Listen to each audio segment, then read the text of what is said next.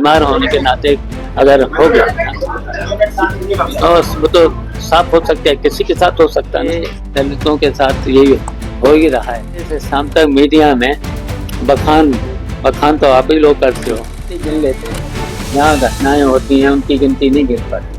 हिसाब चढ़वाया गया है, उसमें से एक आरोपी गिरफ्तार हिरासत में लिया गया, उसको मुकदमा भी दर्ज हुआ है, लेकिन जो दलित था, बुजुर्ग था, अस्वस्थ था, इस कारण वहाँ पेशाब कर दिया था। और उसमें लोग कह रहे हैं कि आरएसएस के लोग थे जो इस तरीके का काम करवा रहे हैं, और उसी पे सवाल पूछा जाएगा। लेकिन ये एक मिनट हम रूल है, निंदनीय घटना है। एक बुजुर्ग के साथ जो किया गया है अक्षम्य है, और ये भारतीय जनता पार्टी आरएसएस के लोगों का चरित्र यही है। तो जिस तरीके से दलित और बुजुर्ग, सबसे पहली बात बुजुर्ग बीमार होने के नाते अगर हो गया तो वो तो साफ हो सकता है, किसी के साथ हो सकता है ना। ये तो ऐसी घटना है, रुक ही नहीं सकता है। कभी कभी अच्छे लोगों का ये हो जाता है, दस्त पेशाब ये सब हो ही सकता है, लेकिन ये भारतीय जनता पार्टी का चरित्र उजागर हो रहा है। ये ऐसे ही लोग हैं, ये मतलब कहते कुछ और करते कुछ और। तो ये समाज के लिए और देश के लिए भारतीय जनता पार्टी और आरएसएस जो इन्होंने चरित्र दिखाया है, अब पूरे देश की जनता को और प्रदेश की जनता को समझ लेना चाहिए ये इस तरीके के लोग हैं भारतीय जनता पार्टी के। लेकिन सुपाल जी, सवाल इस बात का है कि ऐसी मानसिकता रखने वाले लोगों का इलाज क्या है, क्योंकि लगातार ऐसी घटनाएं देखने को मिल रही है। आज लखनऊ में हुआ है, इसके पहले भी कई जगह हो चुका है। नहीं, पहली बात तो है, तो देखिए इनको खिलाफ कार्रवाई होना चाहिए, जेल भेजना चाहिए, इनको दंड मिलना चाहिए, और दंड के साथ जनता से हमारी अपील है, ऐसे भारतीय जनता पार्टी के लोगों को देश से भी हटाएं और उत्तर प्रदेश से भी हटाएं। सुपाल जी, हर जगह देखा जा रहा है, वीडियोस आ रही है कि छठ को लेकर के बताया जा रहा है, काफी भीड़ देखने को मिल रही है, लेकिन ऊपर से ट्रेन की व्यवस्थाओं की बात की जा रही है कि हजारों ट्रेन चलाई जा रही है, लेकिन फिर भी इस तरीके से भीड़ लोगों का वीडियो वायरल हो रहा है। ये केवल दिखावा होता है भारतीय जनता पार्टी के लोगों का, हमेशा दिखावा होता है। व्यवस्था का प्रचार इतना करने के बाद और व्यवस्था कुछ होती है, लेकिन जनता को धोखा देते हैं और फिर गिनती बताएंगे। छठ ये लोग झूठे हैं, बहुत झूठे लोग हैं। जनता को विश्वास नहीं करना चाहिए। एनसीआरबी की रिपोर्ट में भी दलित समाज पर उत्पीड़न बढ़ा है उत्तर प्रदेश में, और लगातार दलित समाज के लोगों का उत्पीड़न सामने आया। काकोरी वाली घटना देखी जाए, बहुजन समाज पार्टी के नेता मायावती जी बावजूद सरकार से सवाल पूछे आप लोग पर हमलावर रहती है, क्यों, ऐसा क्यों?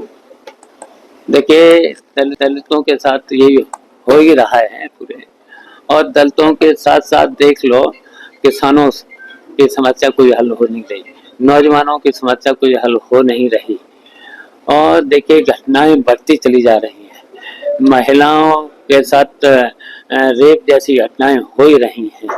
ये सरकार पूरी तरह से फेल है, और आप ही लोग करते हो ना, और सही बात सामने पूछ तो रहे हमको। अब ये बातें दिखा भी तो दो पब्लिक को। नहीं, बिल्कुल पब्लिक आप तो दिखाने की कोशिश करते हो, लेकिन ऊपर से क्या होता है? पर कुछ बोले नहीं, पर मायावती जी आप लोग पर ज्यादा हमलावर दिखते हैं। देखिए, कुछ सीधा भारतीय जनता पार्टी से मिली हुई है, भारतीय जनता पार्टी के सारे पर ये चल रहा है। भारतीय जनता पार्टी एक सवाल ये है कि आप बनारस से एक पारंपरिक आयोजन में आए हैं, और लेकिन इसी बीच उत्तर प्रदेश के मुख्यमंत्री योगी आदित्यनाथ ने विपक्षी दल के नेताओं की तुलना कंस और दुर्योधन से कर दी है। गोरखपुर में उन्होंने कर दी। आप कैसे देखते हैं इस बयान को? सवाल कह रहे हैं कि अखिलेश यादव राम विरोधी है, कृष्ण विरोधी है, और कंस और दुर्योधन से उनकी तुलना की है। देखिए, ये राम के नाम पर और उल्टा काम करते हैं।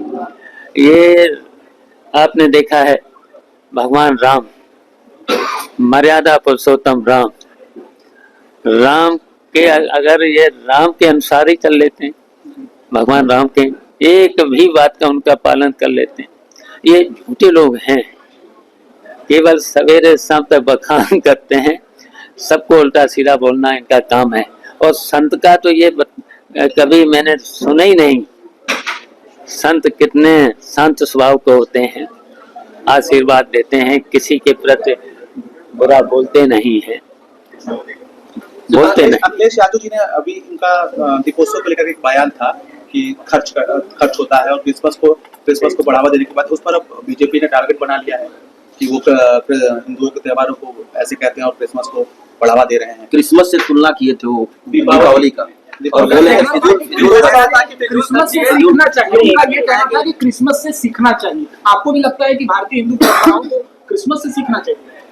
देखिए, अपना अपना धर्म है, छूट है, संविधान में भी छूट है, सबको अपने अपने धर्म को मनाने की छूट है। लेकिन ऐसा काम करना चाहिए जिसको जनता उसे संदेश मिले, जनता को अच्छा संदेश मिले। तो बनारस में 10 लाख दिए जलाने की बात हो रही है। दीपावली 5 नवंबर को है। ये अयोध्या में काशी में दिया जला के चुनाव जीतने के क्या हुआ? ये दिया जला के, को लगता है कि दिया जला के हिंदुत्व के जरिए हम 27 में आएंगे। आपको क्या लगता है, ये आसान है क्या? चलिए, सबसे पहले तो अयोध्या में दीप किसने जलाया और वो जो घाट है अयोध्या का किसने बनवाया था? और यहाँ पर भी देख लिए, बनारस में छोटी छोटी सड़कें डिवाइडर से लेकर किसने शुरुआत की थी? यहाँ तक कि देखिए, जहाँ पर आज पूजा हो रही है, गोवर्धन पूजा, यहाँ पहले देखिए नेताजी मुलायम सिंह जी ने यहाँ पर काम करवाया था। फिर जब हमारी सरकार थी तब मैंने भी करवाया। उसके बाद जब वो डीएम थे प्रांजल यादव, तब डीपीआर बना करके जो काम कराया गया आज भी सराहना होती है। आज बताओ इन्होंने कौन सा काम करा दिया है? साहब, भारतीय जनता पार्टी के चर्चा में है हलाल सर्टिफाइड को लेकर कहा है कि जो भी ये सामान है उसको न खरीदा जाए। उत्तर प्रदेश के मुख्यमंत्री योगी आदित्यनाथ ने अपील की, क्योंकि ये धर्मांतरण और आतंकवाद को बढ़ावा देने के लिए। आपको भी लगता है कि क्या सर्टिफाइड देखकर ही सामान को खरीदना चाहिए? देखिए, ये धर्म के नाम पर और भगवान राम के नाम पर सत्ता में आना चाहते हैं, लेकिन अब की बार देखिए, अभी चुनाव होंगे, उत्तर प्रदेश का भी चुनाव होगा, तो देखिए धर्म के साथ साथ पेट पूजा भी है, बेरोजगारी कितनी है, उत्पीड़न कितना है, झूठ कितना बोलते हैं ये लोग, तो ये जनता अब समझ चुकी है। अब ये धर्म के नाम पर, केवल धर्म के नाम पर, धर्म तो अपना अपना सब मानते हैं। अच्छा, जो भी त्योहार होते हैं, जैसे अभी दीपावली थी, दीपावली सबने मनाई है, सबने अपने दीपक जलाए हैं। दोनों डिप्टी सीएम अयोध्या में दिखे नहीं इस बार दीपावली। प्रोटोकॉल कैंसिल हो गया लगने के दोनों डिप्टी सीएम नहीं दिखे। लखनऊ में सब ठीक नहीं है क्या? अच्छा, ये नामात्र के डिप्टी सीएम है, इनकी चलती तो है नहीं कोई। अच्छा,